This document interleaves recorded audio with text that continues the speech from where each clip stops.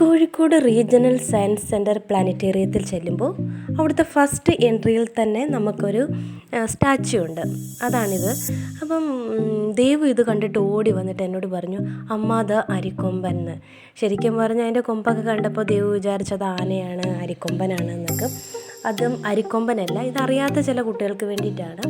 ഇത് മാമോത്ത്, അതായത് വംശനാശം സംഭവിച്ച മമുത്തസ് എന്ന ആനയുടെ ജനുസിൽപ്പെട്ട ഇനമാണ്. ഏകദേശം 5 ദശലക്ഷം വർഷങ്ങൾക്ക് മുമ്പ് എന്ന് പറഞ്ഞാൽ 4000 വർഷങ്ങൾക്ക് മുമ്പ് വരെ ഇവർ ജീവിച്ചിരുന്നു എന്ന് പറയപ്പെടുന്നു. ആഫ്രിക്ക, യൂറോപ്പ്, ഏഷ്യ, വടക്കേ അമേരിക്ക എന്നിവിടങ്ങളിൽ ഇവർ ജീവിച്ചിരുന്നു എന്ന് അറിയപ്പെടുന്നു.